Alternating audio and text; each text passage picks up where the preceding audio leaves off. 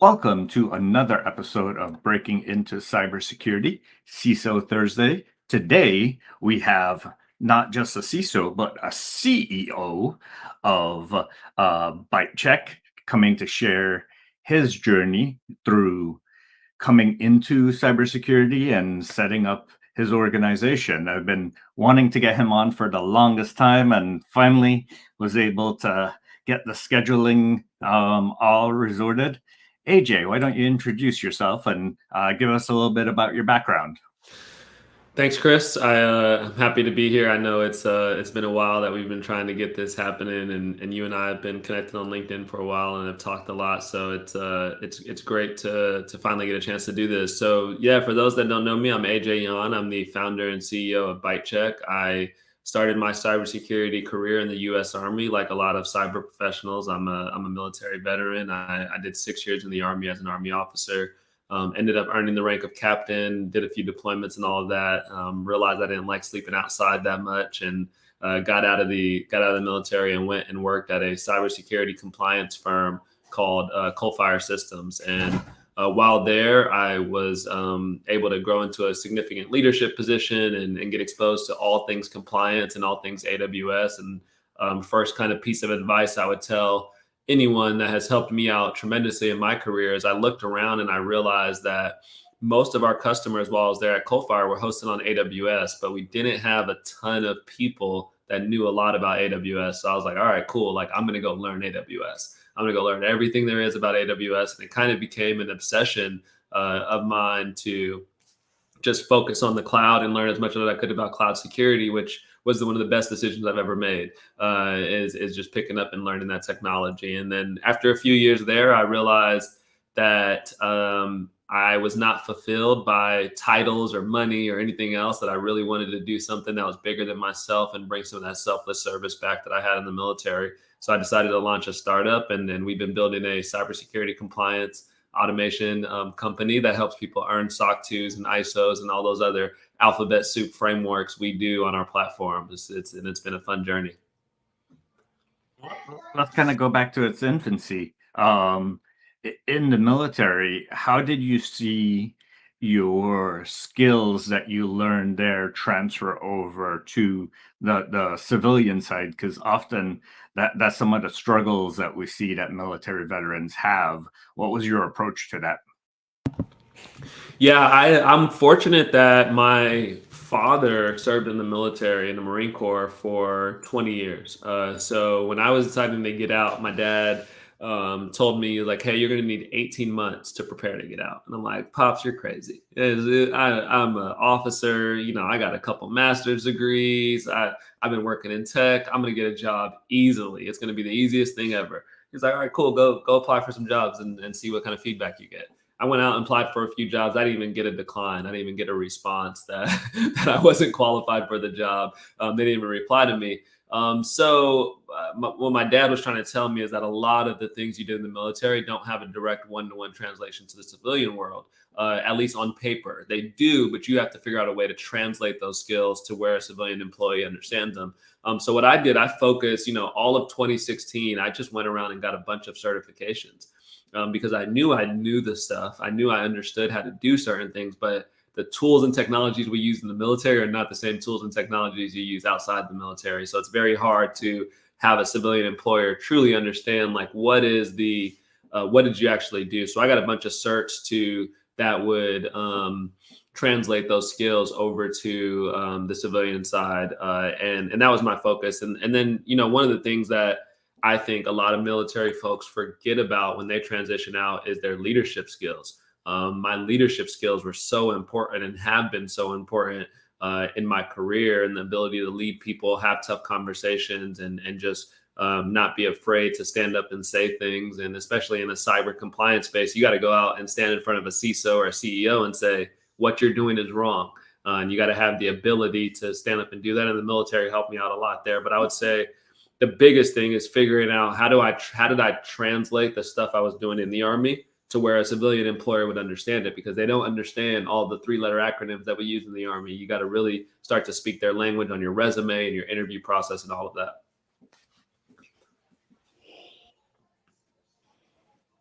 Up, you're muted, Chris. Oops. I just wanted to give a big shout out to Professor Roger, who's joining us as well. Hello, AJ. How you doing? Hey, Professor Roger, how are you? Okay. Sharing, It's a pleasure. Definitely a pleasure to meet you. You too. Sharing some comments. Al, hey, it's AJ.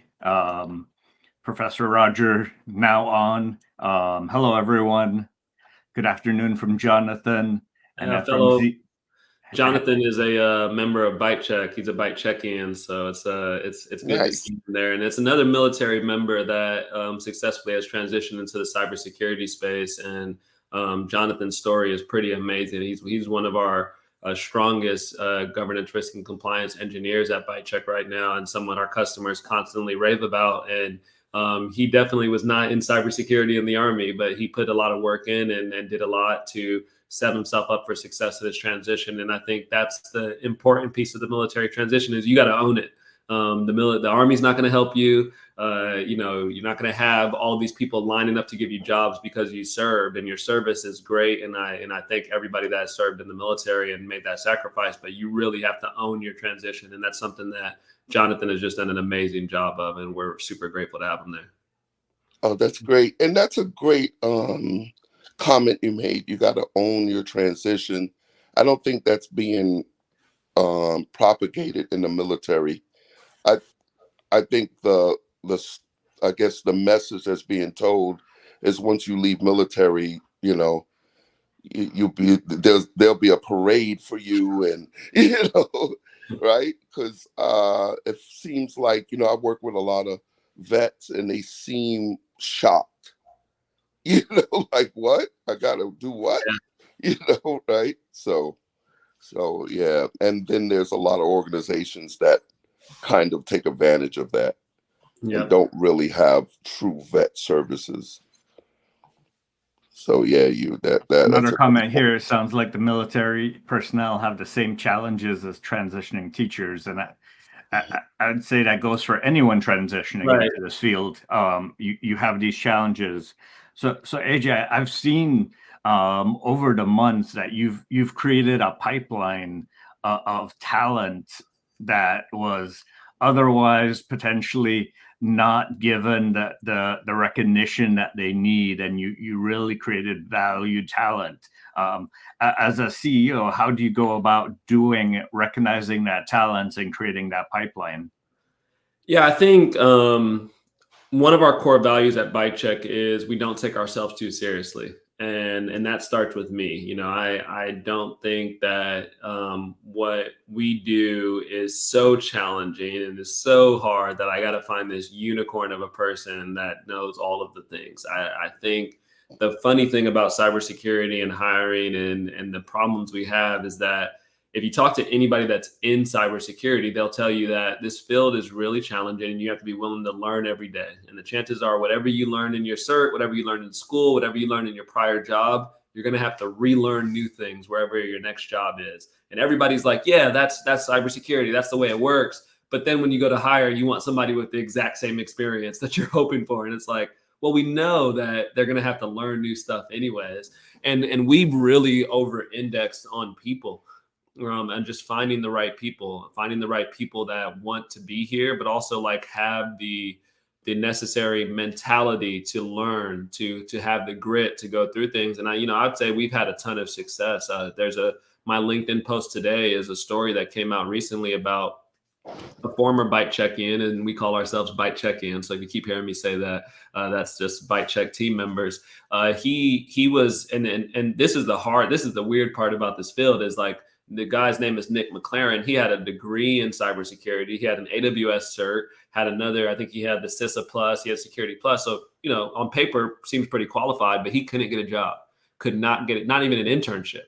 People were making him do some crazy stuff for internships. And I was mentoring him at the time. And then I was like, look, man, you want to get into cloud security? You want to come do an internship with us and do some cloud security? And it was a $20 an hour internship, but he turned that into a full-time role at Byte Check. And now he's a VP cloud security engineer at Truist Bank, less than 2 years later after starting that internship. And there's so many people out there like that are just looking for their first opportunity. And then once you give it to them, they take off. You know, Nick accomplished some stuff here in our AWS account that I saw people making announcements about that their whole teams were doing. And he's one person doing it here. And it's because he was hungry, because he wanted to learn. And my whole philosophy has always been about people. It's who you are as a person. What can I rely on you? Do you have the grit it takes? Because being at a startup is very difficult. It's not a corporate environment. You know, you're not going to have a bunch of policies and procedures. A lot of it's just like, hey, you got to go figure that thing out. And we'll see if it works.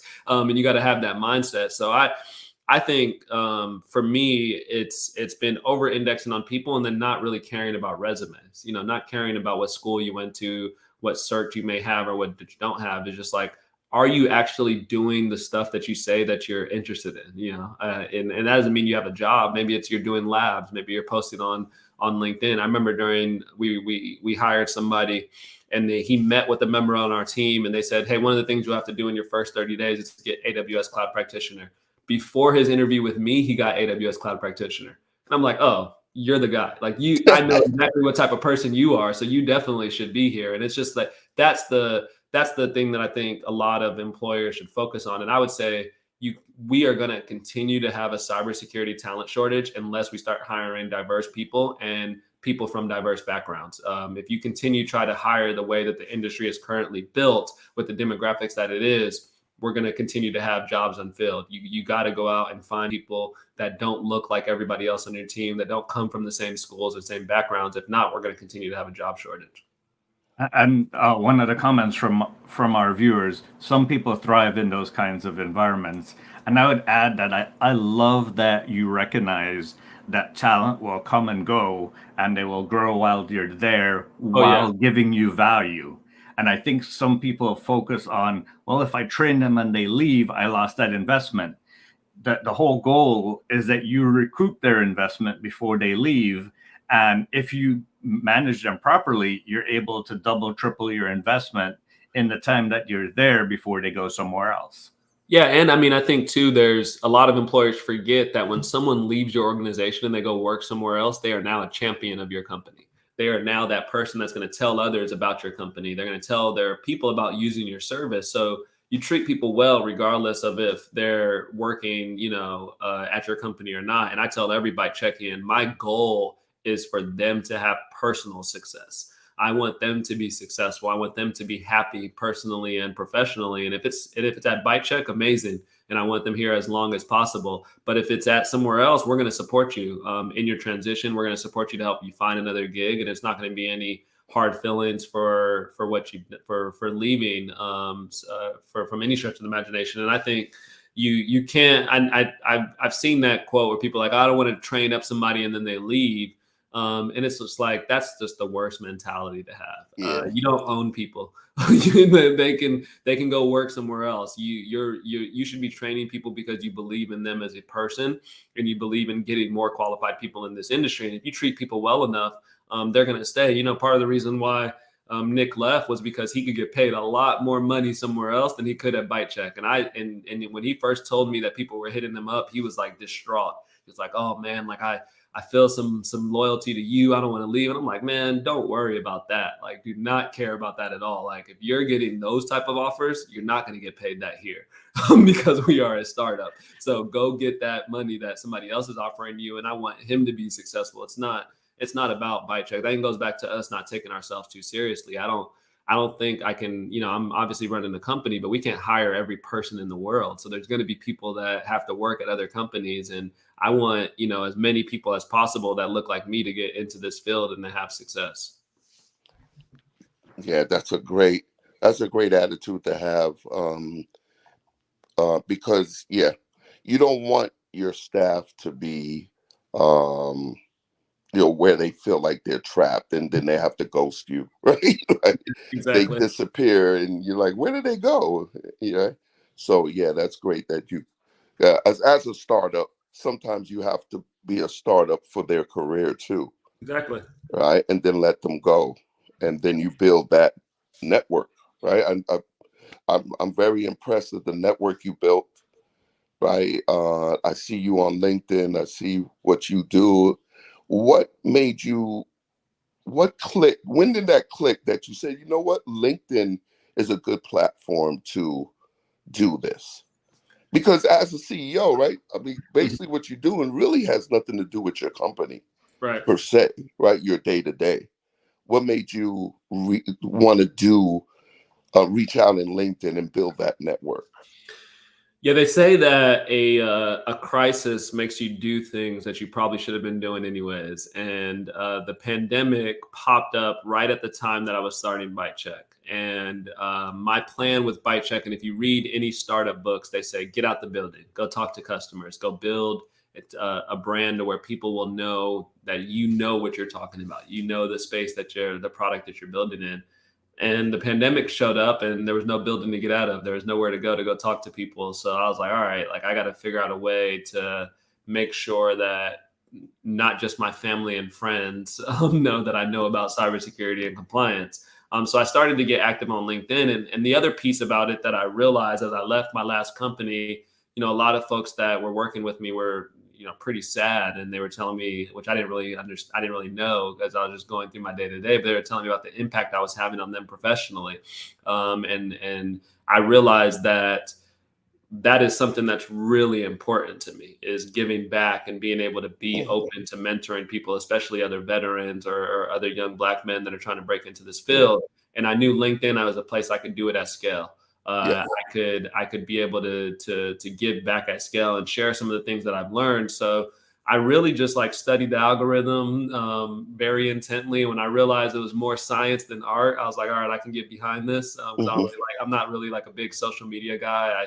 I'd honestly much rather, be a ghost on the internet and no one ever really know that I'm around. But obviously in my position, I can't do that. So it was kind of forced to get on LinkedIn, but it's one of the best decisions I've ever made because one of the things that I am really passionate about is just being super transparent and authentic about the journey, about, being a dad, being a founder, and how hard this is and the mental challenges that come with it. I talk a lot about mental health because a lot of men do not talk about mental health. They hide some of the mental struggles that they're going through. And I realized that I have a platform. I used to be one of those folks that didn't really care about job titles and be like, whatever, man, job title doesn't matter. But I realized that my title, even though if you think about it, it's the least earned title I've ever had.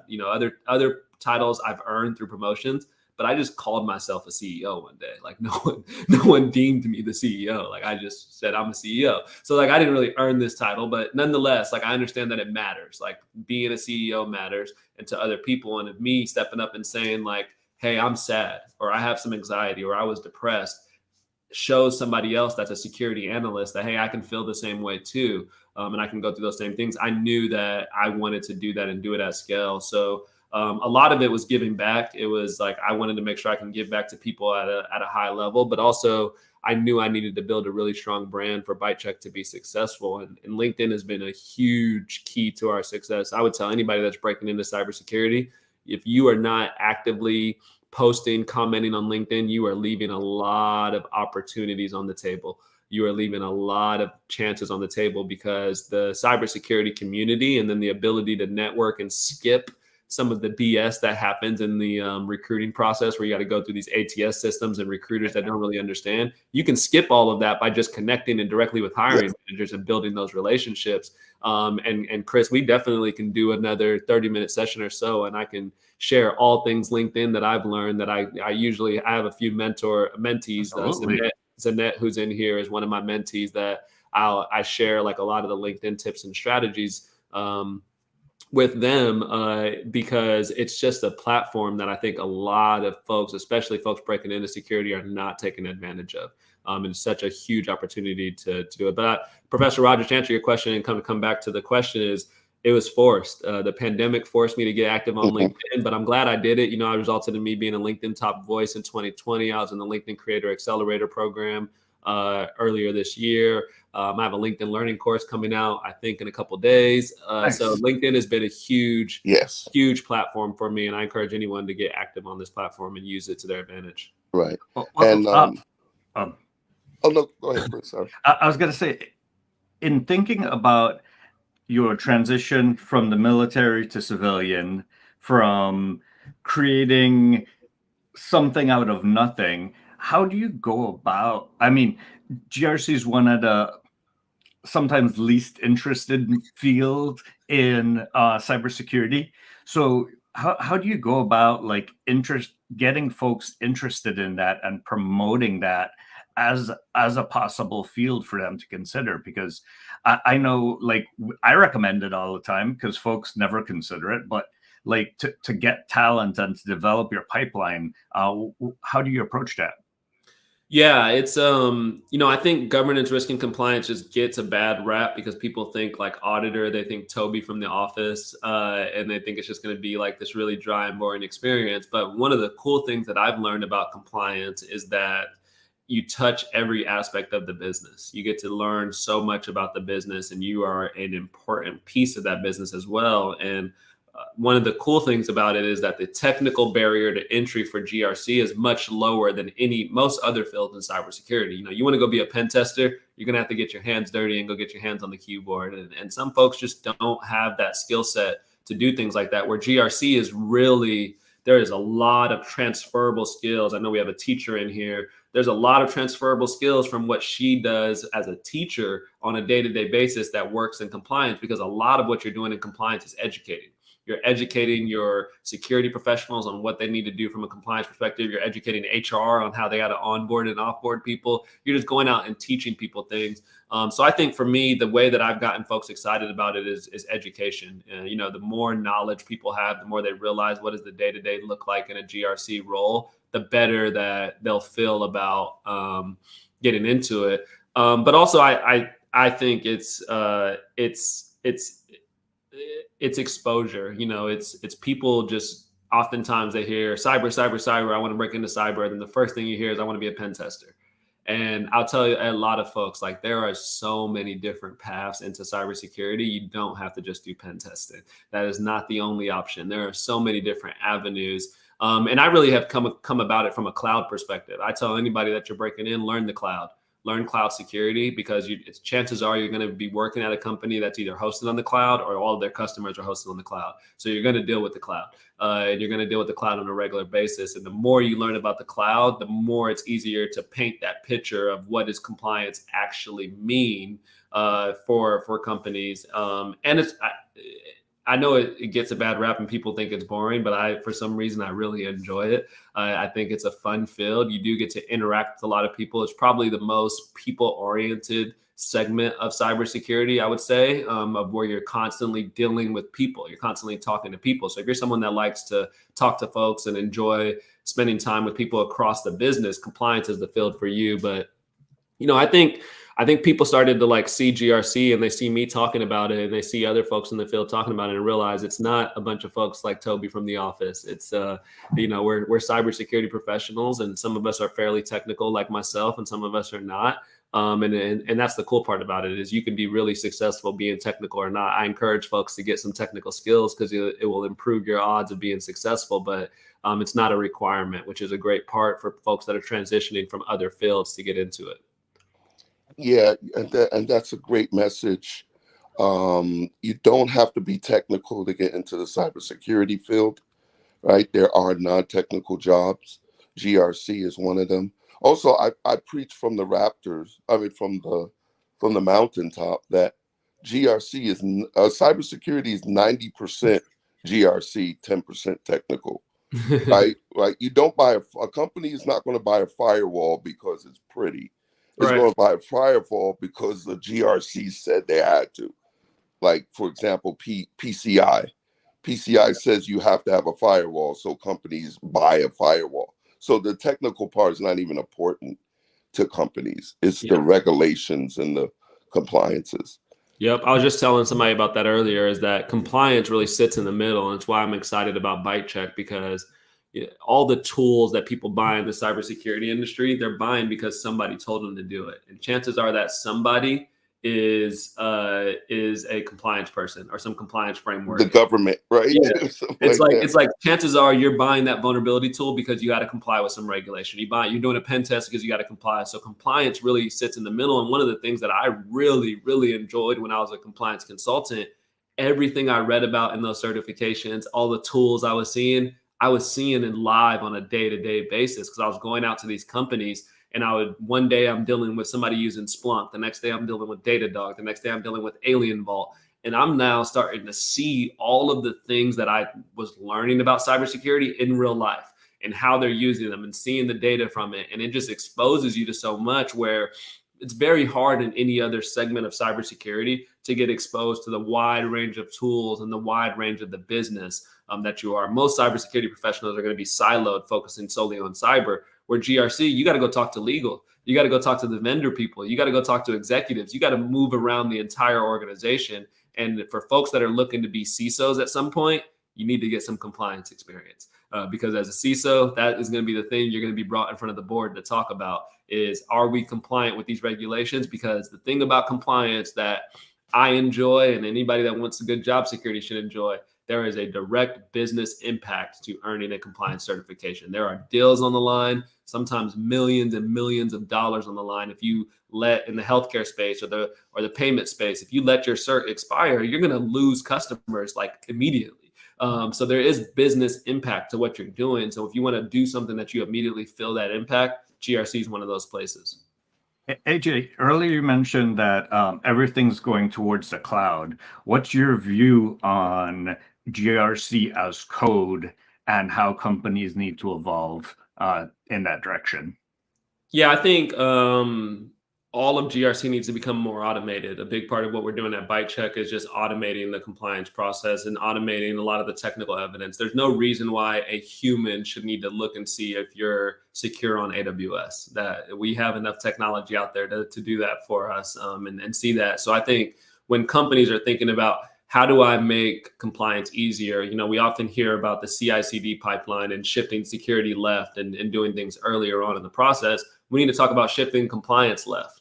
How do we inject compliance in the earliest stages of an organization and doing GRC as code? And one really good example, and I'll try to remember after this to drop a link into the comments here of some videos I have on YouTube of using, some very simple code to do things to protect yourself from a compliance perspective, to where now when a company, when somebody in your company spins up a new S3 bucket on AWS, it's not public. Even if they make it public, you automatically revert it to private so that data doesn't get out there for someone else. And that's the power of GRC as code, is where you enforce these guardrails to stop people from doing bad things.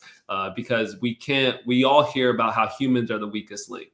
Humans are the weakest link in cybersecurity. So if we all know that humans are going to continue to make mistakes and we're not going to be able to create perfect humans, we should probably put some systems in place to stop humans from making those mistakes and at least stop the known threats. You know, we can't stop the ones that we don't know, but we do know we don't want credit cards to be publicly exposed in an S3 bucket. So we can stop that from happening, right? And I think that's where GRC as code comes into play. And if you're a GRC professional, the main thing you should be thinking about is, how do I automate some of this stuff? How do I take away the manual aspect? Because chances are there's two problems with manual evidence in GRC. One, it's probably not technically accurate anymore because you're grabbing a screenshot of something, and who knows if that screenshot is actually the legit thing. The other piece is, it is a waste of time for your people to go out there and manually get that information where they can automatically pull it in and you can get some more continuous monitoring. You're not wasting time. Cybersecurity professionals are hired to think. You are hired to use your brain. You are not hired to just be a taskmaster and check off things. And the more we automate compliance, the more you're going to be able to actually use your brain and look more proactively and not be in this reactive state. And then the cool thing about compliance, if you automate it, when it comes time for the audit, it's so much easier. You just get to just generate the report really quick and give it to the auditor and move on. And you don't have to go through this kind of back and forth with auditors and see all that. So I think the space is going to continue to evolve. You know, obviously there's a ton of competitors that we compete against that are doing compliance automation. And I think you'll see more and more companies that are going to try to enforce compliance frameworks as code or doing other things that are shifting it more left into the earlier stages of the platform. Wow. We got to bring you back on. This was such a great conversation, Professor Roger. Thank you for joining us as well. Thank you, everyone, for joining us on CISO Thursdays. We'll be sending replays out on LinkedIn, on YouTube. We're live on Twitch. Follow us on all the platforms. Give us 10-star ratings where possible, and we'll work with AJ to get him back on again when he has time, because this conversation was just amazing. We'll talk about his LinkedIn tips and tricks again and keep this going. Everyone, thank you for joining us today. Have a great day.